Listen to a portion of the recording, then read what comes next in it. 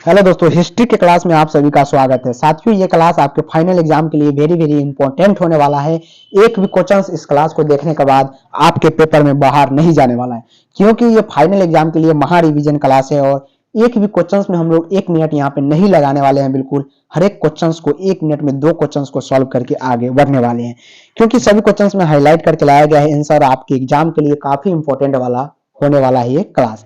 Last तक जुड़े रहिएगा। इस क्लास में सभी क्वेश्चंस को बारीकी से देखिएगा, सभी क्वेश्चंस आपके लिए इंपॉर्टेंट साबित हो सकता है।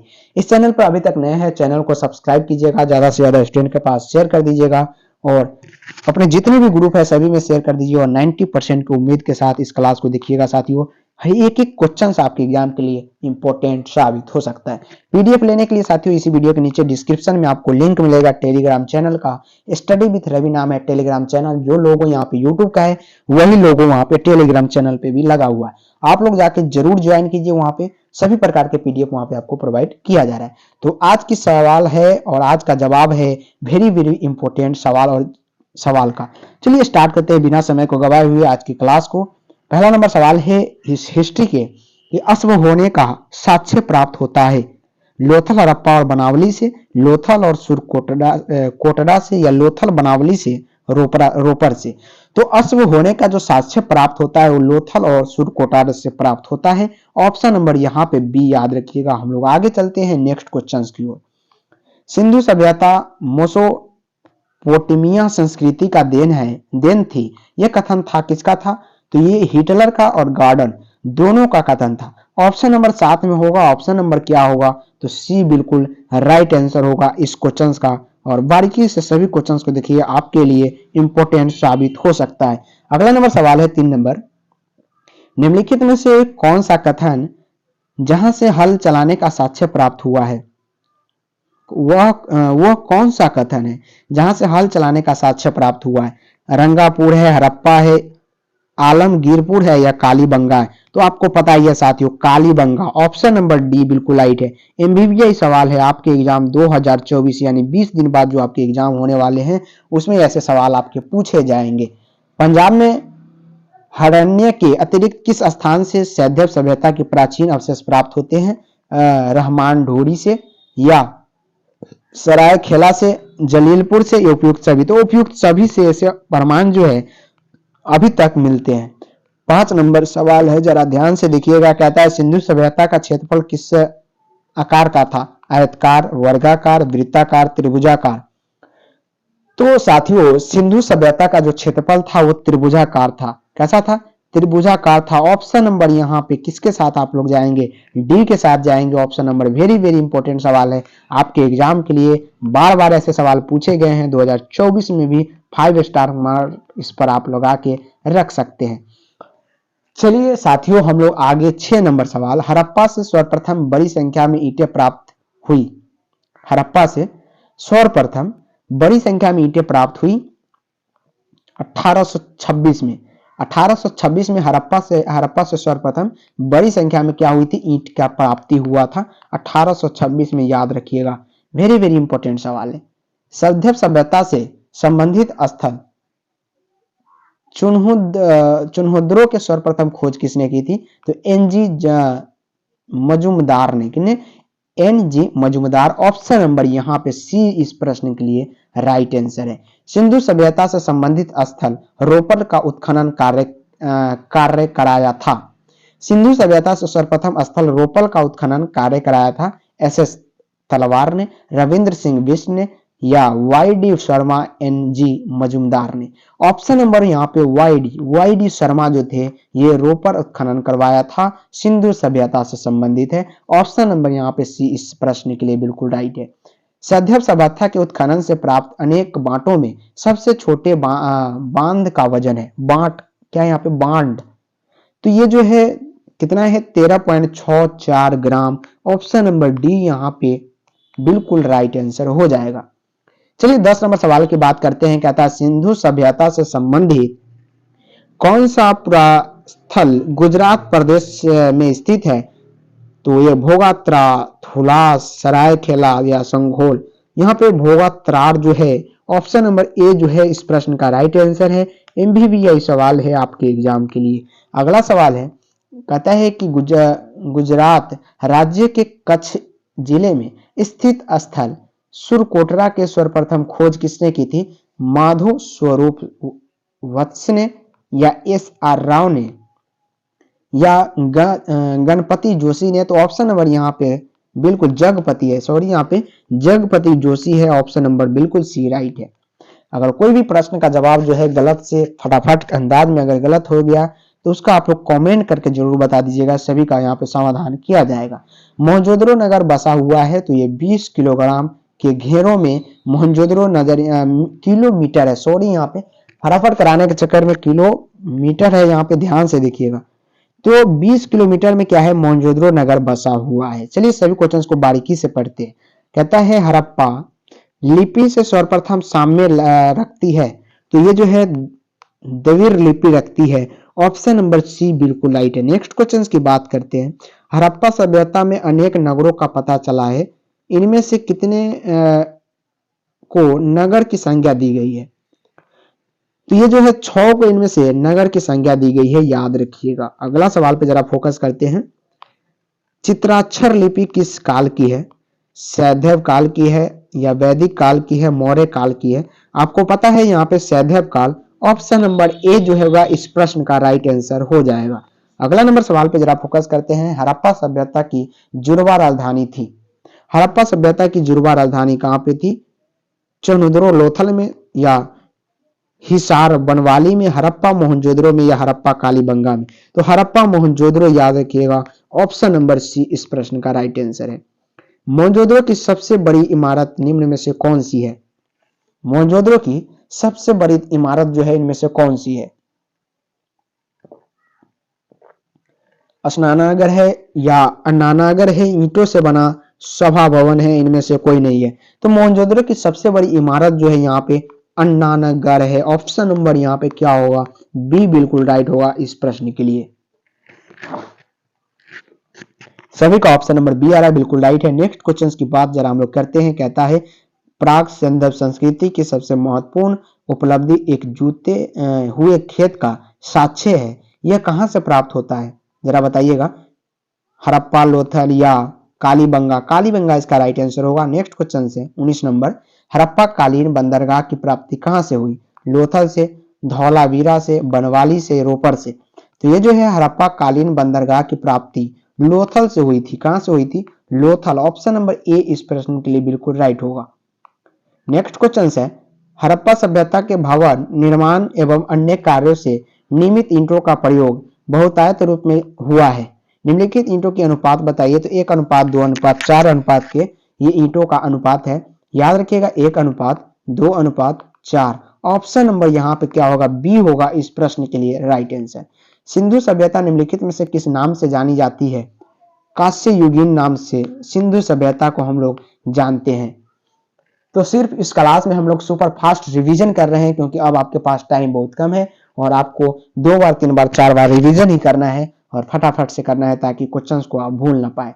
नेक्स्ट क्वेश्चन है तो सैंधव निवासियों का प्रिय पशु निम्न में से कौन है? अगर फास्ट रिवीजन करना चाहते हैं तो स्टडी विथ रवि के साथ जुड़े, निश्चित रूप से आपका एक भी टाइम वेस्ट यहाँ पे नहीं होने वाला।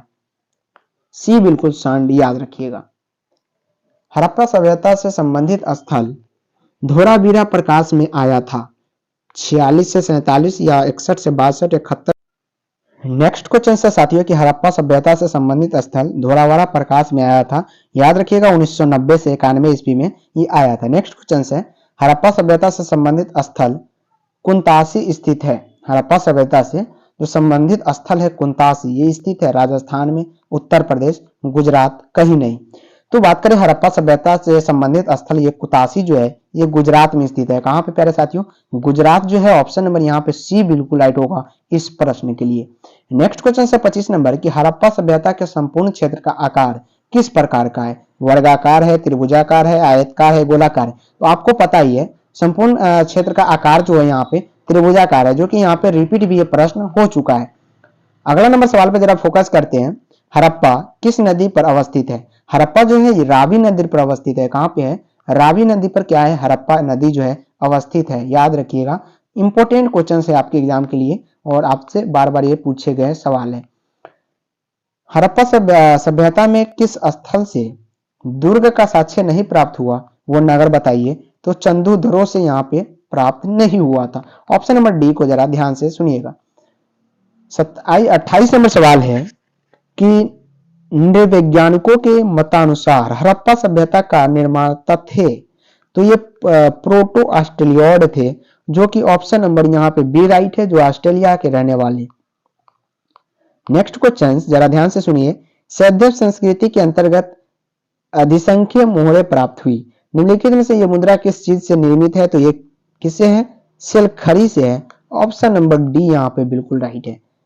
30 नंबर सवाल है, सैंधव स्थलों के उत्खनन के दौरान मोहनजोदड़ो से प्राप्त एक मुद्रा पर पुरुष की आकृति जो कि त्रिमुखी है की पहचान सर जॉन मार्शल ने निम्नलिखित में से किससे की थी? तो शिव पशुपति से यहाँ पे की थी। ऑप्शन नंबर सी राइट है, और यह आपके एग्जाम में लगभग 5 से 6 बार सवाल पूछा जा चुका है। सिंधुकालीन भवनों के निर्माण में प्रयोग किया जाता है। सिंधुकालीन भवनों के निर्माण में किसको प्रयोग करते हैं? कच्ची ईंटों के, पक्की ईंटों के, या टाइल्सों का उपयोग? सभी का। तो ये जो है उसमें हम लोग किसको पक्की ईंटों का क्या करते हैं? प्रयोग करते हैं सिंधुकालीन भवनों के निर्माण में।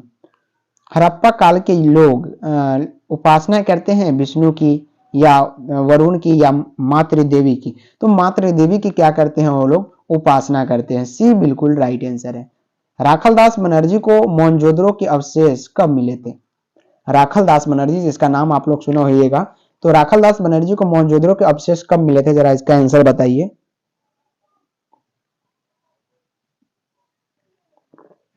सभी का ऑप्शन नंबर सी है, 1922 में। कब मिले थे साथियों? 1922 में राखलदास बनर्जी को मोहनजोदड़ो का क्या मिला था? अवशेष मिला था, जो कि ऑप्शन नंबर सी में दिया गया। सिंधु सभ्यता किसके समकालीन नहीं मानी जाती है?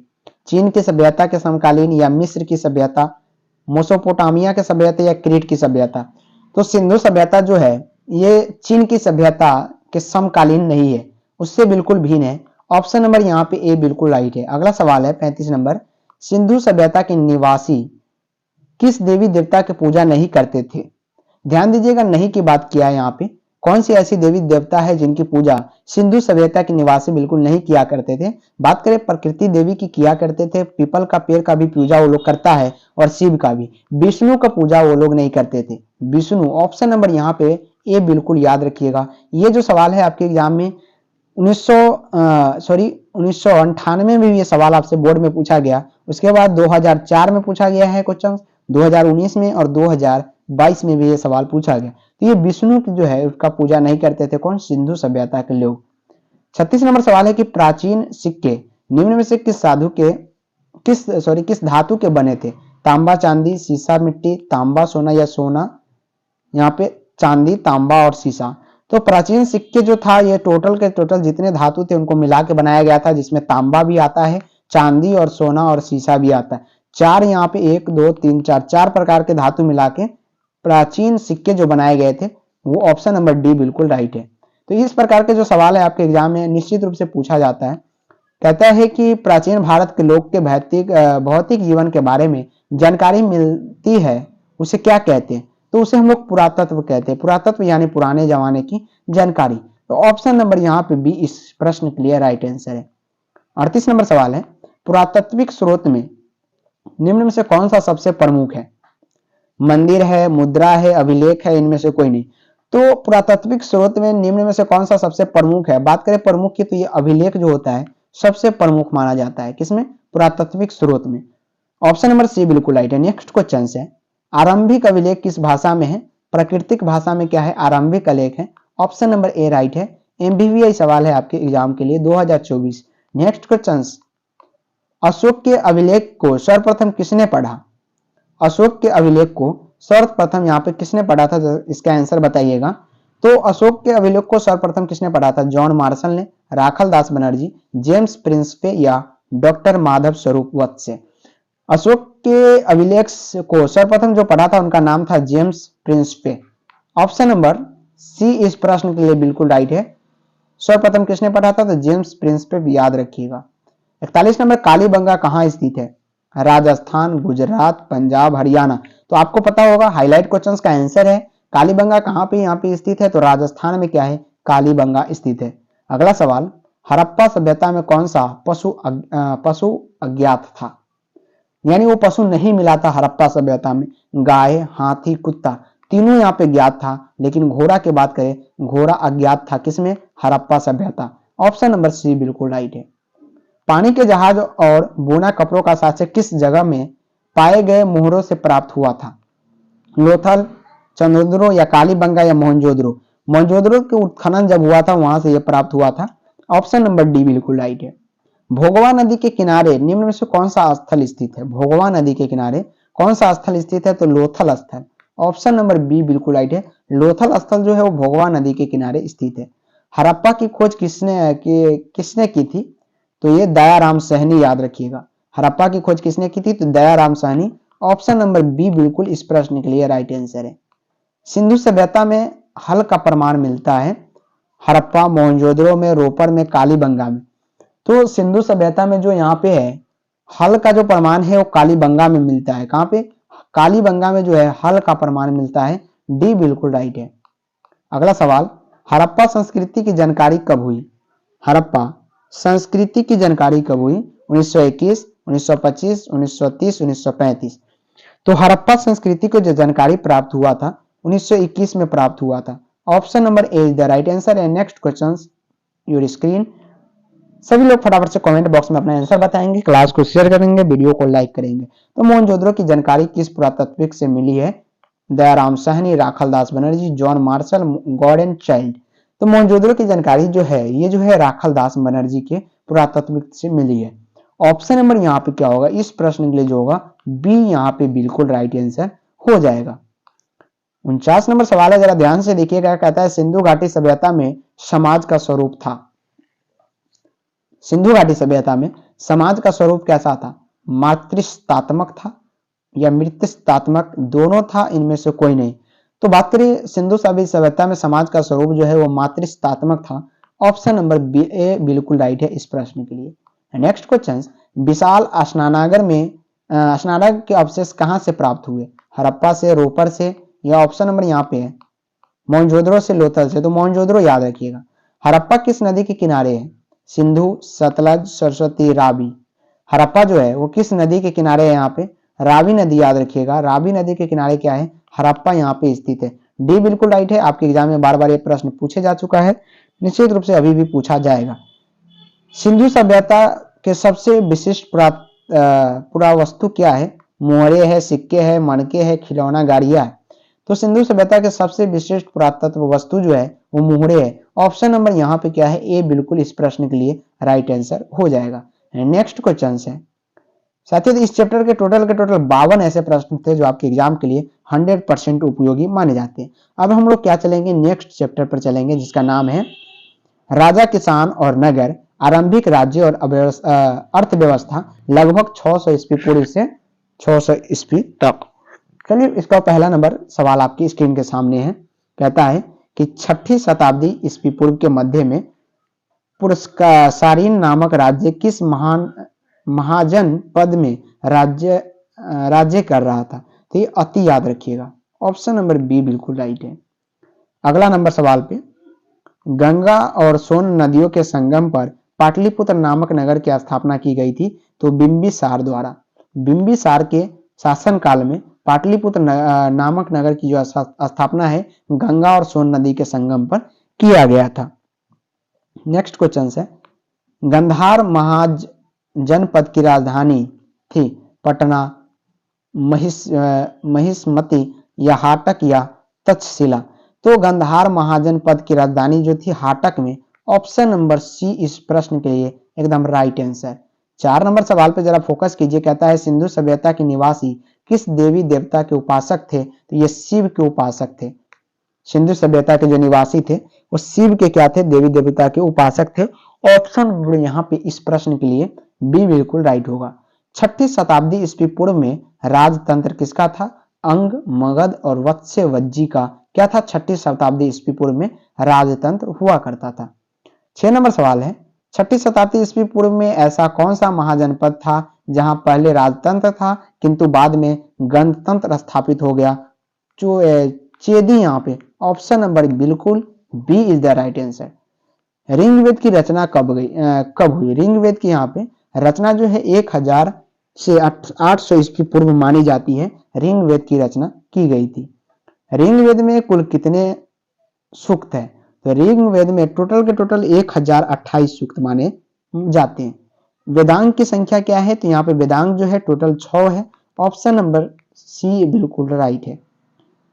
तो फटाफट इस रिवीजन क्लास में सभी लोग शेयर कर दीजिए आज की क्लास को, ताकि सभी का रिवीजन हो सके। कहते हैं सलखेनन संबंधित है, तो जैन धर्म से संबंधित है। ऑप्शन नंबर सी राइट है। नेक्स्ट क्वेश्चन, पार्श्वनाथ द्वारा प्रतिपादित 4 महावर्तों में महावीर ने 5वां कौन सा महावर्त जोड़ा? तो ये ब्रह्मचार्य का वर्त जो था ये महावीर ने जोड़ा था 5वां व्रत के रूप में।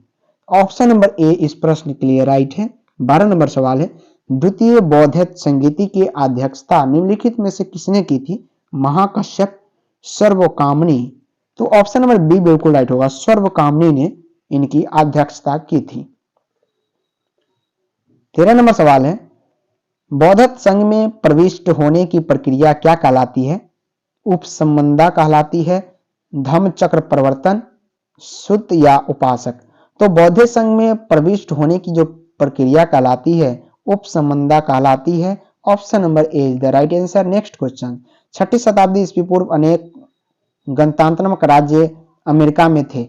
इस प्रकार के राज्यों में एक शासक राज्य था। इस राज्य में किस महान व्यक्ति का जन्म हुआ था? तो महात्मा बुद्ध का यहाँ पे जन्म हुआ था। ऑप्शन नंबर यहाँ पे जो है ए इस प्रश्न का राइट आंसर है। मेगास्थनीज की इंडिका के विषय में कौन सा कथन सत्य है? तो उपयुक्त में से सभी सत्य है। जरा देखते हैं कि कौन कौन सा इसका कथन है। तो ये जो कथन है, इंडिका वास्तविक रूप से प्राप्त नहीं हुई है, बिल्कुल राइट। कहता है डायोडोरस ने इंडिका के कुछ उद्धरणों को प्रस्तुत किया, बिल्कुल राइट। इंडिका मौर्यकालीन इतिहास जानने का महत्वपूर्ण स्रोत है, बिल्कुल राइट। ऑप्शन नंबर यहाँ पे डी जो है इस प्रश्न के लिए राइट आंसर हो जाएगा। 16 नंबर सवाल है कि मेगास्थनीज के अनुसार पाटलिपुत्र का प्रबंधन 3 सदस्यों का एक आयोग करता था। इस आयोग के 6 मंडल थे। प्रत्येक मंडल के सदस्य कितने थे? तो प्रत्येक मंडल का जो सदस्य था वो 5 था। टोटल यहाँ पे 3 सदस्य एक आयोग करता था और प्रत्येक आयोग के यहाँ पे 6 मंडल थे। तो प्रत्येक मंडल के भी सदस्य पूछा गया है, तो यहाँ पे 5 मंडल के सदस्य हुआ करते थे। 17 नंबर सवाल है, अशोक द्वारा प्रचारित बौद्ध कर्म कहाँ प्रचलित नहीं हुआ? जापान, सीरिया, ब्रिटेन या श्रीलंका। तो अशोक द्वारा प्रचलित जो है यहाँ पे बौद्ध कर्म कहाँ पे प्रचलित नहीं हुआ, नहीं पे फोकस कीजिएगा, तो ये ब्रिटेन में प्रचलित नहीं हुआ था। ऑप्शन नंबर सी यहाँ पे बिल्कुल राइट है। अशोक के प्राप्त अभिलेखों की संख्या कितनी है? अशोक के प्राप्त अभिलेख जो है टोटल 44 अभिलेख अभी भी उनका मिलता है। अभिलेख किसका? अशोक का। 19 नंबर है कि उत्तर पश्चिमी भारत से प्राप्त अशोक के अभिलेखों में लिपि का प्रयोग किया गया, तो खरोष्ठी लिपि का वहां पे प्रयोग किया गया। ऑप्शन नंबर ए बिल्कुल राइट है। अशोक की कलिंगा विजय का उल्लेख मिलता है। अशोक की कलिंगा विजय का उल्लेख जो है कहां पे है? तो 13वें अभिलेख से यहाँ पे क्या होता है? मिलता है। ऑप्शन नंबर यहाँ पे इस प्रश्न के लिए डी राइट है। 13वें अभिलेख याद रखिएगा, अशोक के कलिंग विजय का उल्लेख इसमें मिलता है। नेक्स्ट क्वेश्चन, मौर्य काल में सेना का प्रबंध करने वाला अधिकारी कहलाता है? प्रतिष्ठा, संस्था, राजूक या बलाध्यक्ष। तो मौर्य काल में जो सेना का प्रबंध करने वाला अधिकारी क्या कहलाता है? बलाध्यक्ष कहलाता है। अपने खोपड़ी में इस प्रश्न को डाल लीजिए। प्रसिद्ध गायत्री मंत्र निम्न में से किस देवी देवता को समर्पित है? तो यह सावित्री को समर्पित करता है प्रसिद्ध गायत्री मंत्र। ऑप्शन नंबर सी बिल्कुल राइट है। अगला सवाल, उत्तर वैदिक काल में आर्य के क्रियाकलाप का केंद्र कहां थी? चलिए इसका यहाँ पे ऑप्शन है सिंधु और उसके प्रधान सहायक नदियों की भूमि यमुना से बंगाल के पश्चिमी सीमा तक। ऑप्शन नंबर सी बिल्कुल राइट होगा। महात्मा बुद्ध के घर त्यागने के बाद उसका प्रथम गुरु कौन था? तो प्रथम गुरु जो है यहाँ पे अलार और उद्रक रामपुत्र कहे जाते हैं। कौन? महात्मा बुद्ध के घर त्याग करने के बाद प्रथम गुरु जाने जाते हैं। मौर्यकालीन कलिंग राज्य स्थित था वर्तमान उत्तर उड़ीसा में, वर्तमान पूर्वी उड़ीसा या वर्तमान पश्चिम उड़ीसा, वर्तमान दक्षिण उड़ीसा में। तो मौर्यकालीन कलिंग राज्य कहां पे था? वर्तमान दक्षिण उड़ीसा में स्थित है। ऑप्शन नंबर डी बिल्कुल राइट है। मौर्य साम्राज्य मुख्य रूप से विभक्त था। मौर्य साम्राज्य है मुख्य रूप से 4 प्रांत, 2 प्रांत, 5 प्रांत या 8 प्रांत में। तो मौर्य साम्राज्य है मुख्य रूप से विभक्त था 5 प्रांत में। कितने? 5 प्रांत में विभक्त था। मौर्य काल में जनपद से प्राप्त होने वाली आय को कहा जाता है? तो राष्ट्र कहा जाता है। जनपद से जो भी आय प्राप्त होती है उसको हम लोग क्या बोलते हैं? राष्ट्र बोलते हैं। मगध साम्राज्य की राजधानी थी, मगध साम्राज्य की राजधानी चंपा में थी, कौशाम्बी में थी, पाटलिपुत्र या उज्जैन में। तो मगध साम्राज्य की जो राजधानी थी, याद रखिएगा, कौशाम्बी। ऑप्शन नंबर इस प्रश्न के लिए बी जो है बिल्कुल राइट होगा। मगध साम्राज्य की राजधानी कौशाम्बी में मानी जाती है। ऑप्शन नंबर बी बिल्कुल राइट है। 29 नंबर सवाल है इस चैप्टर का, कहता है 16 महान जनपदों का उदय हुआ। तो बौद्ध युग में जो है सबसे ज्यादा 16 महाजनपदों का उदय हुआ था। कौन सा महाजनपद दक्कन में स्थित था? तो ये जो था असमाल था, याद रखिएगा। सर्वप्रथम सिक्कों का चलन जो है आरंभ होता प्रतीत होता है। तो ये 5वीं सदी ईसा पूर्व के लगभग से ये सर्वप्रथम सिक्का का चलन जो है प्रारंभ हुआ था। गोत्र आस्था का प्रादुर्भाव कब हुआ? तो गोत्र आस्था का जो प्रादुर्भाव है उत्तर वैदिक काल जब आया, उसमें यह गोत्र की आस्था का प्रादुर्भाव शुरुआत हुआ। यहाँ पे नेक्स्ट क्वेश्चन है कि तृतीय बौद्धक सभा का आयोजन कहाँ हुआ? तो कुंडल वन, याद रखिएगा। आजीवक संप्रदाय का संस्थापक कौन है? याद रखिएगा, मक्खली गोसाल। और 35 नंबर सवाल, बौद्ध धर्म थे थेरवाद का संस्थापक कौन था? तो ये महाकच्छायन था। ऑप्शन नंबर बी बिल्कुल राइट है। बौद्ध धर्म का महासंघिका संघ के संस्थापक कौन था? महाकश्यप। ऑप्शन नंबर यहाँ पे डी बिल्कुल राइट है। नेक्स्ट क्वेश्चन है, महात्मा बुद्ध के जीवन में कौन सी घटना महाविनिष्क्रमण के रूप में जाना जाता है? तो उनका गृह त्याग माना जाता है। सांची स्तूप किसने खोजा था? तो जनरल टेलर। ये सवाल आपके एग्जाम के लिए MVVI साबित हो सकता है। सांची स्तूप की खोज जनरल टेलर ने। वैसे तो इस क्लास के सभी क्वेश्चंस आपके एग्जाम के लिए इंपॉर्टेंट है, क्योंकि फाइनल एग्जाम का ये रिवीजन चलना है। तो रिवीजन में सभी इंपॉर्टेंट क्वेश्चन सिर्फ शामिल किए जाते हैं। शैव धर्म के अनुयायी कहलाते थे, तो ये नैनार कहलाते थे। क्या? नैनार। ऑप्शन नंबर यहाँ पे बी राइट है। विष्णु के दास अवतार का जिक्र किस युग पुराण में है? मत्स्य पुराण। ऑप्शन नंबर ए बिल्कुल राइट होगा। वासुदेव कृष्ण जिन्हें भागवत संप्रदाय का प्रेरणा माना जाता है, जन्म किस कुल में हुआ? विष्णु के कुल में हुआ था। ऑप्शन नंबर ए बिल्कुल राइट है। जैन धर्म के अनुसार संसार 6 द्रव्यों से मिलकर बना है, इनमें कौन इनमें से नहीं है? जीव, पुद्गल, काल या पताल। तो पताल आपको पता ही है। Option number D is the right answer. Next question, पीटल 3 है, निम्नलिखित में से किस पीटल में आध्यात्मिक और दार्शनिक सिद्धांतों का संग्रह है? तो ये Abhidhamma Pitaka. Option number C यहाँ पे बिल्कुल राइट है। आरंभिक वैदिक अर्थव्यवस्था किस प्रकार की है? पशुचारी। ऑप्शन नंबर ए बिल्कुल राइट है। पशुचारी अर्थव्यवस्था की है क्या? आरंभिक वैदिक। 45 नंबर सवाल इस चैप्टर का, जन शब्द का ऋग्वेद में 275 बार प्रयोग किया गया, जनपद उसी वेद में कितने बार प्रयोग किया गया है? तो एक बार भी उनमें उसी वेद में इनका उपयोग नहीं किया गया। कौन जैन धर्म का विरत्न नहीं है? तो सही विचार नहीं है। ऑप्शन नंबर बिल्कुल। ज्ञानियों के 24वें तीर्थक कौन थे? तो महावीर थे, याद रखिएगा। नेक्स्ट क्वेश्चन, लिंगायत विभाग की स्थापना किसने की? वसव ने किया था। ऑप्शन नंबर बी बिल्कुल राइट है। 3री शताब्दी के आसपास प्रथम जैन सभा का आयोजन कहाँ हुआ था? पाटलिपुत्र में हुआ था, जो कि पटना में पड़ता है। जैन धर्म के बौद्ध धर्म में क्या समानता थी? तो उपयुक्त सभी, यहाँ पे दोनों ही अनिश्वरवादी थे, दोनों वैदिक कर्मकांड के विरोधी है, जाति प्रथा के दोनों धर्म से स्थान नहीं। बिल्कुल ऑप्शन नंबर डी बिल्कुल राइट है इस प्रश्न के लिए। तो टोटल के टोटल आपकी हिस्ट्री से ये जो सवाल थे आपके एग्जाम में निश्चित रूप से पूछा जा सकता है, और मात्र कुछ ही समय में मैं बहुत ज्यादा यानी 110 क्वेश्चंस को सॉल्व करने का यहाँ पे प्रयास किया हूँ। उम्मीद है कि सभी क्वेश्चंस आपके एग्जाम में पूछे जाएंगे। क्लास कैसा लगा कमेंट करके जरूर बताइएगा, और सभी दोस्तों के पास शेयर जरूर कीजिएगा। लाइक सब्सक्राइब शेयर करें। आज के लिए इतना ही, मिलेंगे फिर से नेक्स्ट क्लास में।